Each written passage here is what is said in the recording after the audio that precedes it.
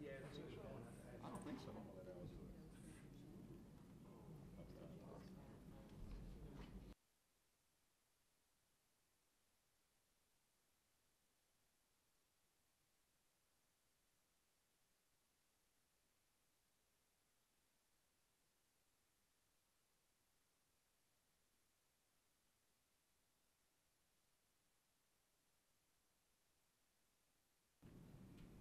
That's cool. That's really cool. You got his live? Yes, sir. Good morning.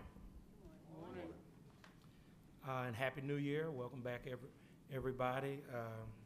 Get started for our new ULS system school year, board year. We have a lot of great, exciting things coming forward. But one of the most exciting things we get to do is swearing in of new officers and swearing in of new board members. And we definitely have a great leadership that is coming into place for this new term period, which we expressed that at the last meeting. But having our new chairman, who will be sworn in a little bit, Mr. Mark Romero, and our vice chair, Mr. James Carter, and having our new parliamentarian, Mrs. Liz Pierre, is definitely going to be a enhancement of our board and move us further into the future and hit our goals that we all know we wanted to achieve as a board. Before we begin, let me remind you that anyone who wishes to make a public comment on the agenda item must complete a testimony card. These cards are located at the table as you enter the auditorium.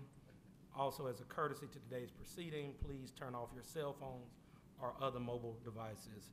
Ms. Carroll, can you please give us a roll call? Mr. James Carter, Present. Dr. Jimmy Clark, Here.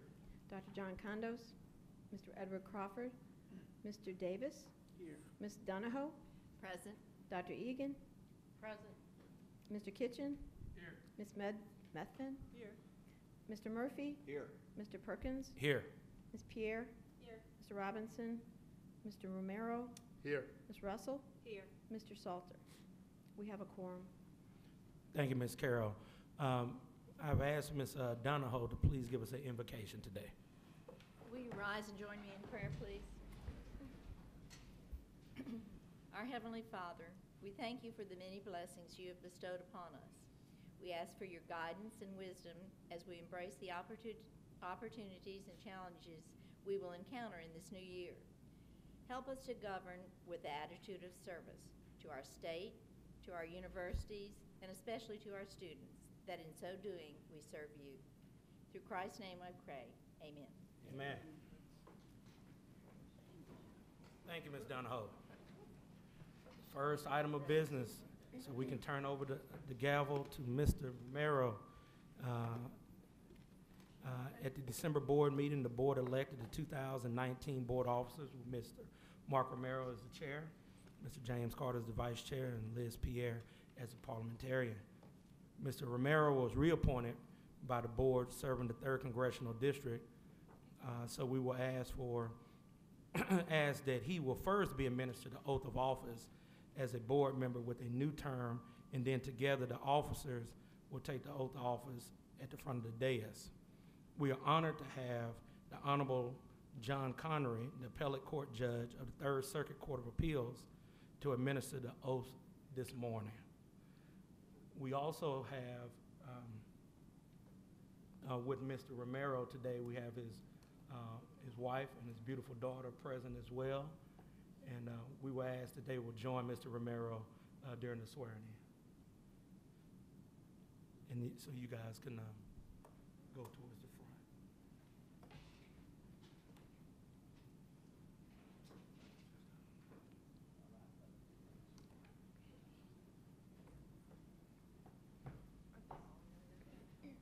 No, they're gonna break down.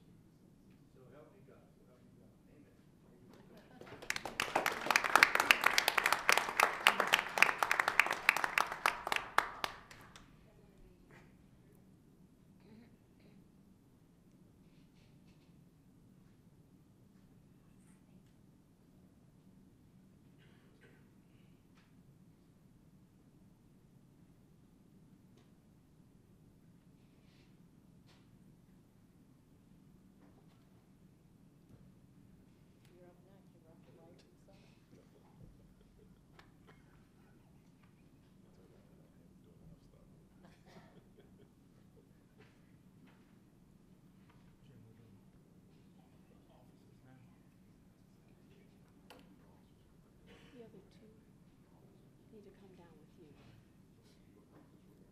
I can. Oh.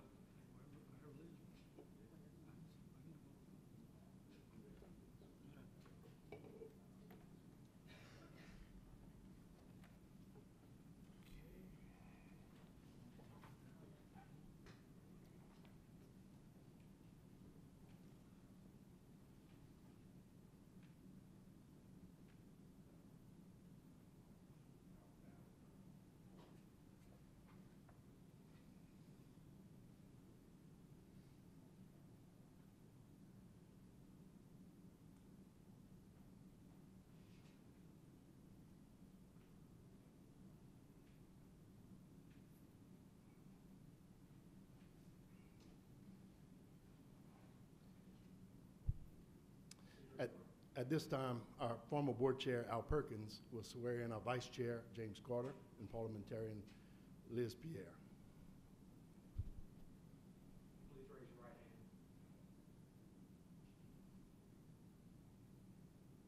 I state your name. James Carter. Do solemnly swear. I will support the Constitution. And the laws of the United States. And the Constitution and the laws of the state. And that I will faithfully and impartially discharge and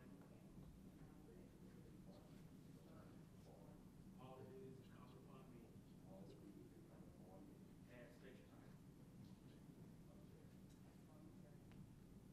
Supervisor of the University of Louisiana System. And according to the best of my ability. And understanding. So help me God.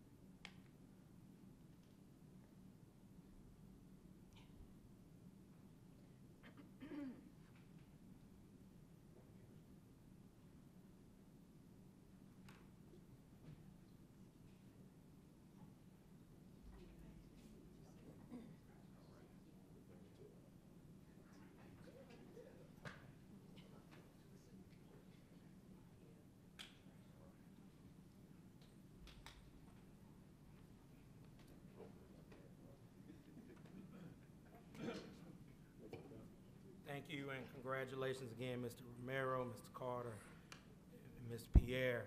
At this time, I will, without any hesitation or mental reservation whatsoever, pass the gavel down to our new chair, Mr. Mark Romero. How do you spell relief? One more thing I need to sign.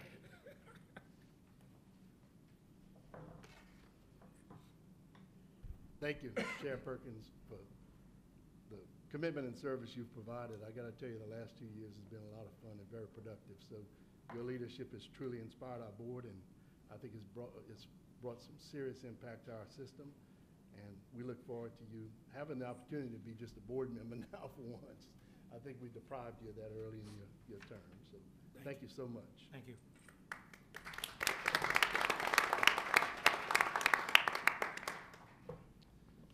In proceeding with our business, we have 3 other members who were appointed by the governor: Dr. John Condos, who serves at large, Mr. Virgil Robinson, and Mr. Joe Salter.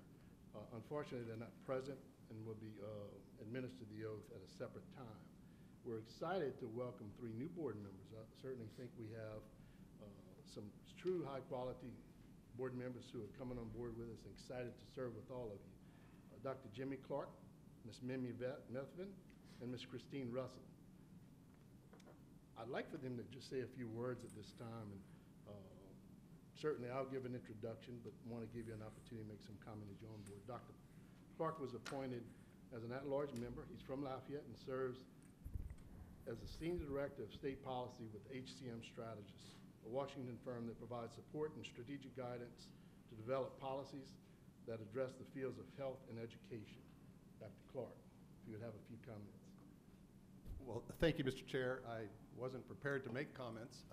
I am certainly excited to be back in this capacity, to be able to work and to serve the students of the University of Louisiana system.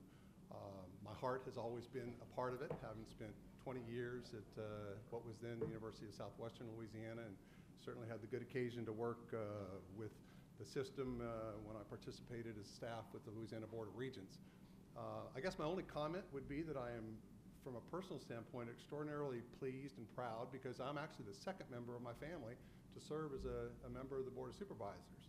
I'm following in my daughter's footsteps.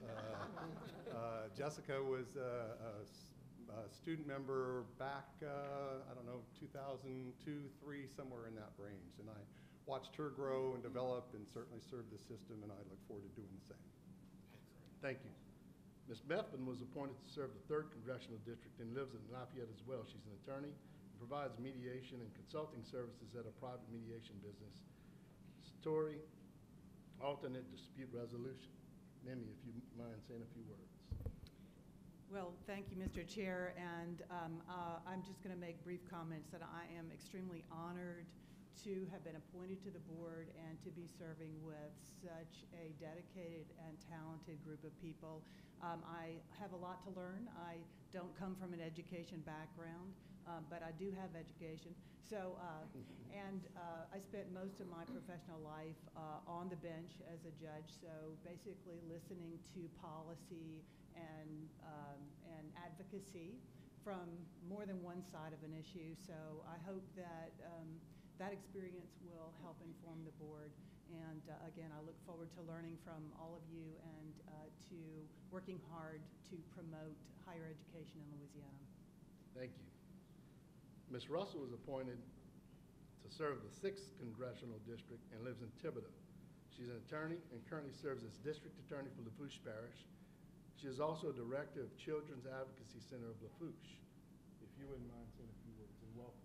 Thank you very much, and I'm honored to be here with such an amazing group of individuals. I believe that we were put on this earth to serve, and it's our job to make this world a little bit better when we leave it.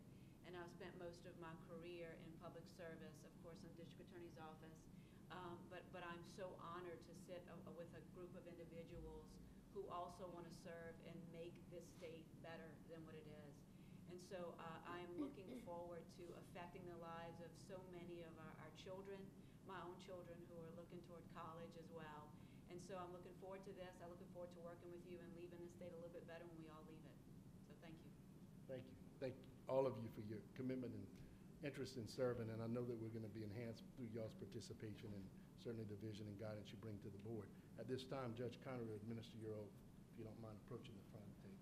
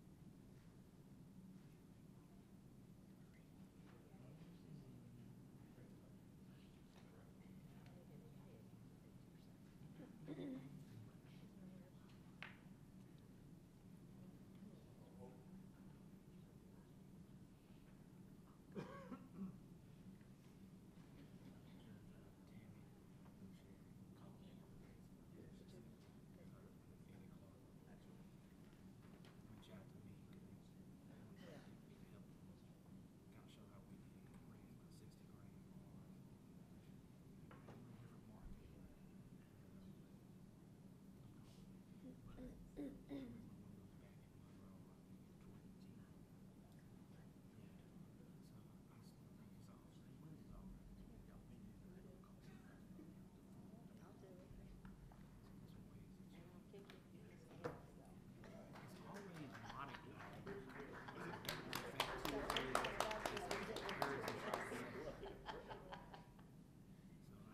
protect you.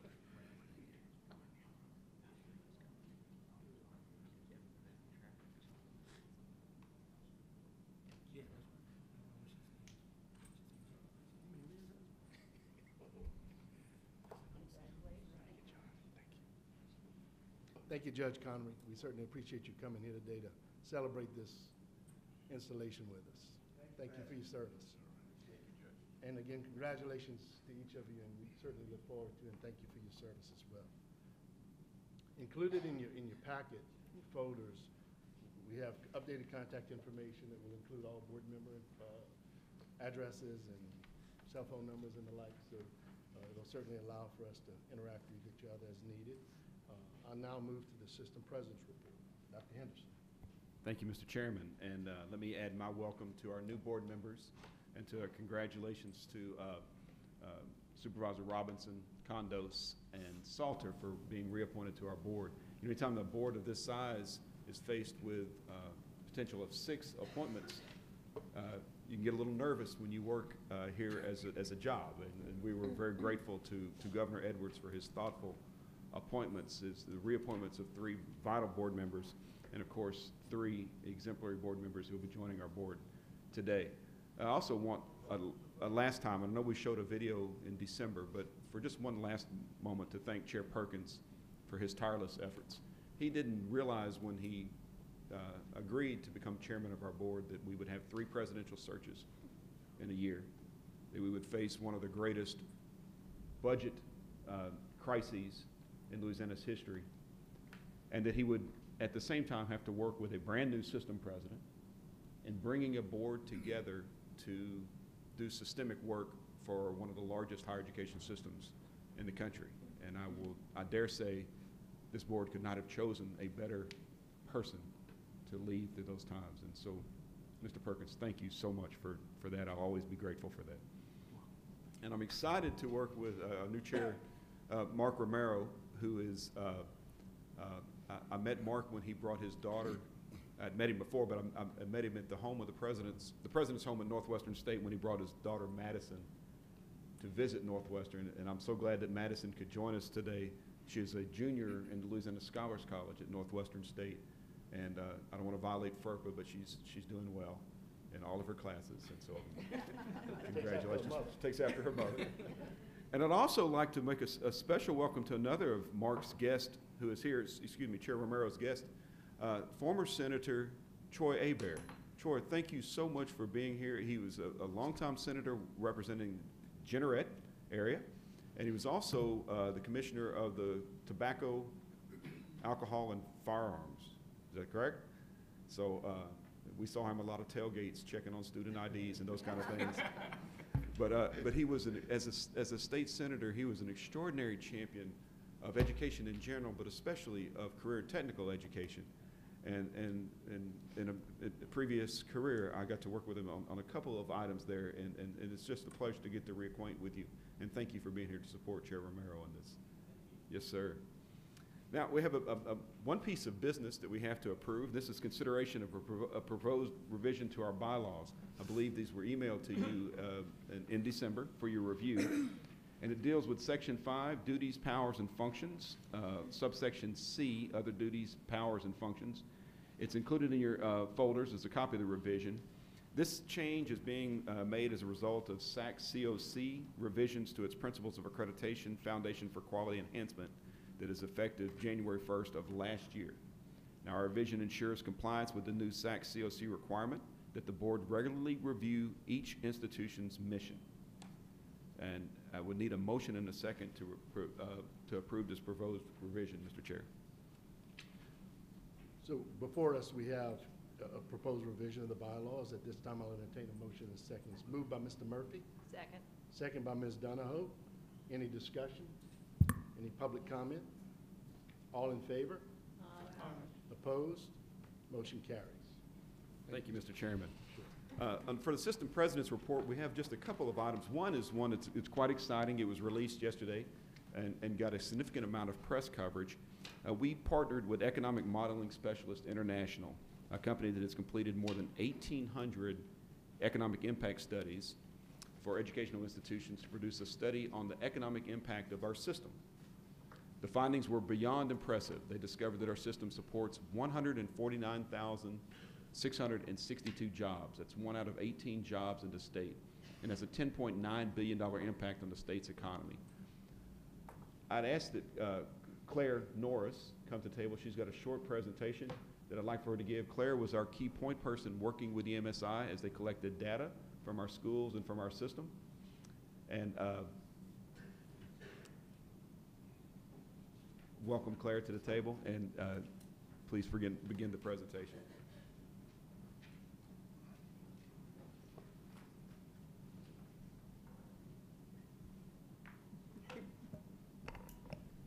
Thanks, Dr. Henderson. As you can imagine, an economic impact study of this scale required a great deal of data and information. This work was accomplished under the leadership of Dr. Edwin Lidoff with the support of Keisha Neal, Charles Went, and institutional researchers at our 9 campuses. We contracted, as Dr. Henderson mentioned, with MC, a company that has completed more than 1,800 impact studies for educational institutions. And we were excited about their findings.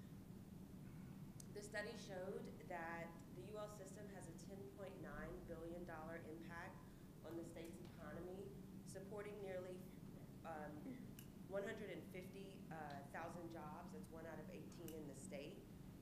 The study also included an investment analysis, which basically compares cost and benefits of an investment to determine whether there's a profit or not.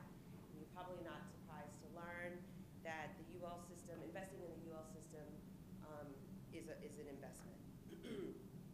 For every dollar students invest in the UL system in education, they'll see a return of $3.80.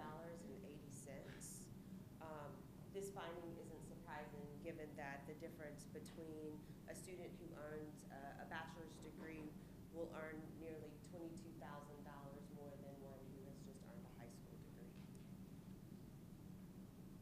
From the taxpayer's perspective, for every dollar a taxpayer invests in the UL system student, a $5.90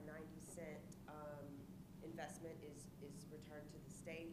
This is in tax revenue, government savings in healthcare, crime reduction, and income assistance. The study also captured the social perspective of our system's investment, or of investing in our system, with increased economic prosperity, improved lifestyles, increasing reduced dependence on governmental service, and less crime, and improved health outcomes. The social benefit is valued at $10 for every dollar investment. As Dr. Henderson said, we had great media coverage yesterday. We're excited about the findings. The full report is available on our website, so if you have any questions, please let us know. Claire, thank you very much for that. And as impressive as the economic impact is, the investment analysis really captured my attention. If we could bring that slide right back up. I don't know how many of you have secure investments that you get a 14.3% annualized rate of return, or even a 12.9% annualized rate of return. If you do, I would like for you to be my financial advisor. As of now, we can be a financial advisor for the state and say that the investment that students make in their own development and the investments that our policymakers make in support of our institutions is certainly generating a rate of return that is phenomenal by any measure. If that alone was your justification for investing in higher education, it would be sufficient. When you think about the social imperative, the moral imperative of developing our people, that we know that the foundation of workforce development and economic development and community development starts and ends with human development. When you have that moral imperative that fits so neatly with these business returns, you have a perfect storm for continued investment. And that's why we are without any hesitation, we're pushing for strategic reinvestment in our work. Claire, thank you very much for that. It's phenomenal. The next piece of information I want to share with you some exciting news about our conference. And Ann McKesson is the Director of Special Projects and Special Initiatives in a different catch-all title that we gave her a year ago that I forget what it is. But Ann is the point person on developing our conference. Ann, please, would you update the board on that? Sure. Good morning, board members. Good morning. The planning for the second annual Universities of Louisiana Conference is going well. As Dr. Henderson said, we'll be hosted at UL Lafayette this year on February 14th and 15th. Dr. Khan and I have been working for many months with Dr. Savoy's excellent staff to make sure this professional development opportunity is both meaningful and valuable.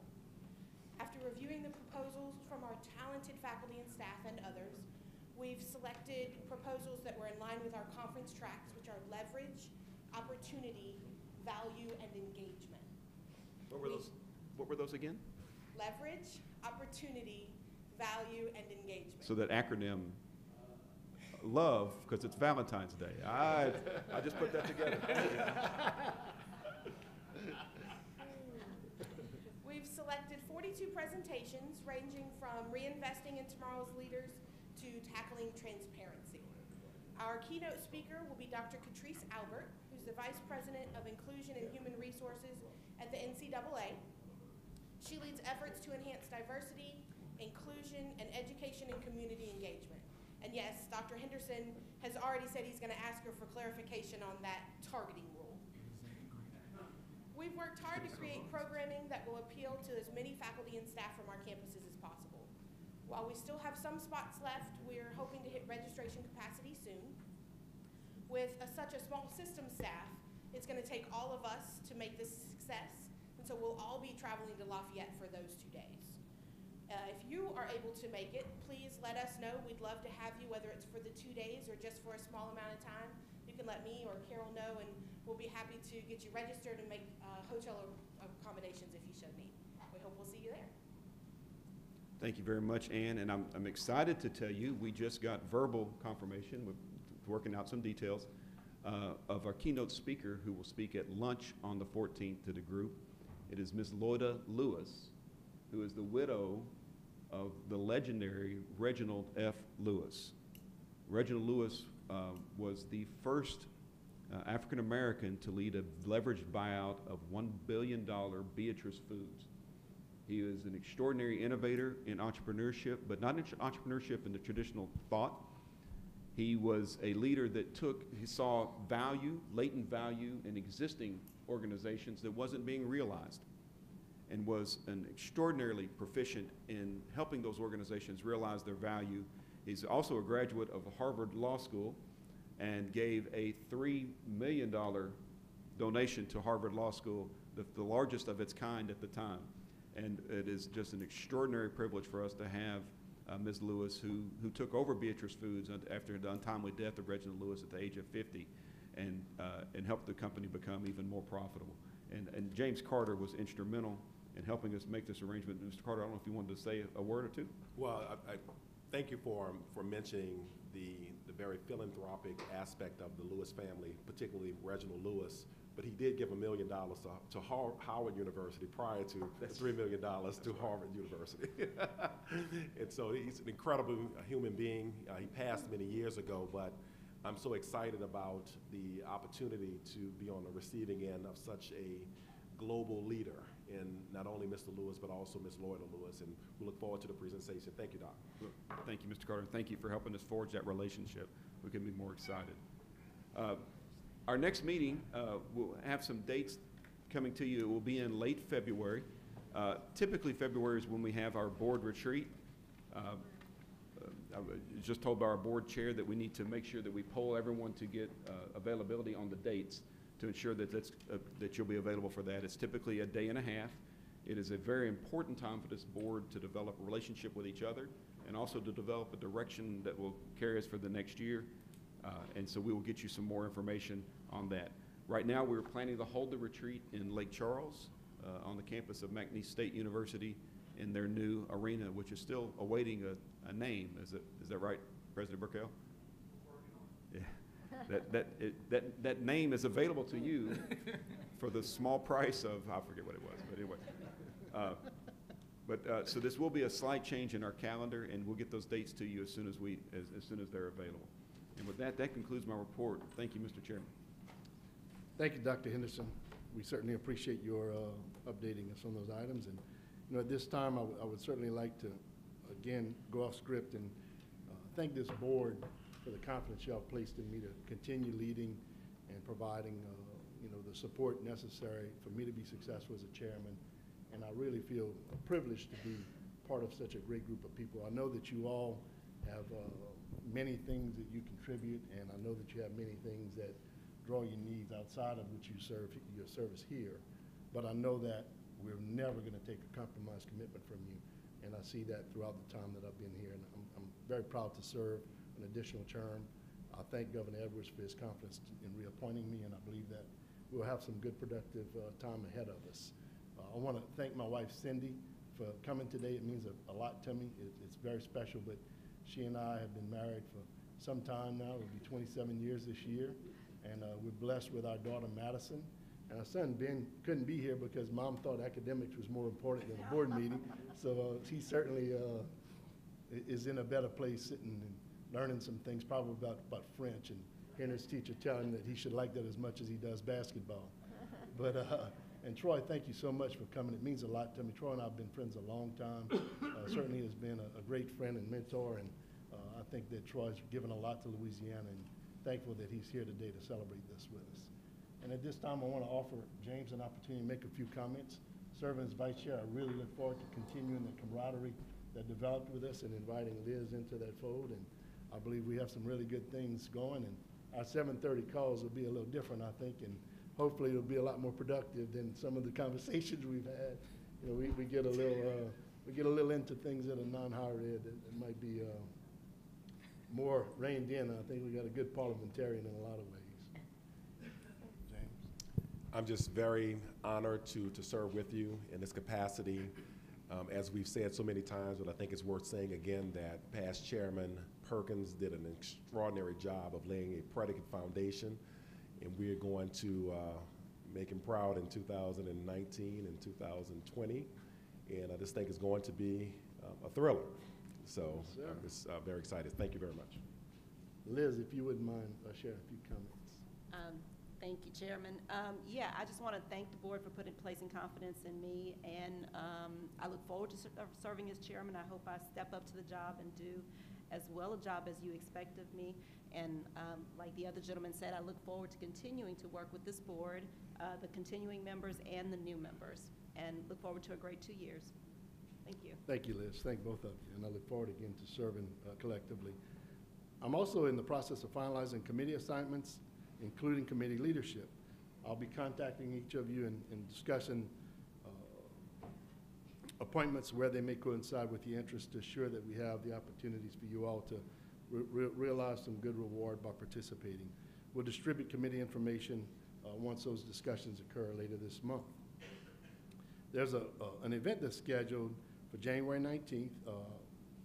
I was notified by Harold Taylor, who is one of Mr. Winfred Sabile's students, and there are a number of students that Mr. Sabile impacted while he was an educator in St. Leonard Parish, and all have a tremendous amount of respect and want to celebrate his time in education, both at the elementary and secondary level and the higher ed level.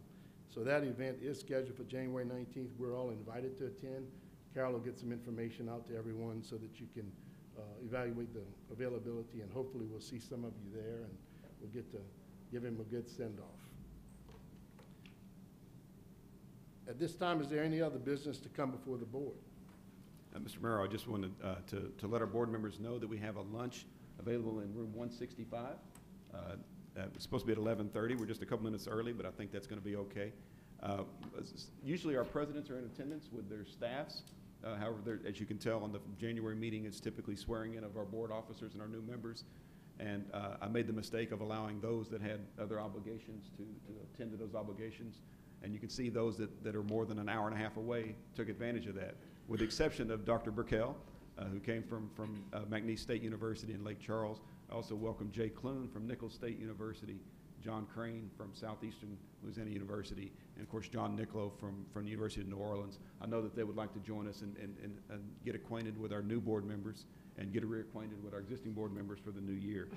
Following that, at noon, our new board members are invited upstairs to the 7th floor, where we can go through a very exciting, riveting board orientation session.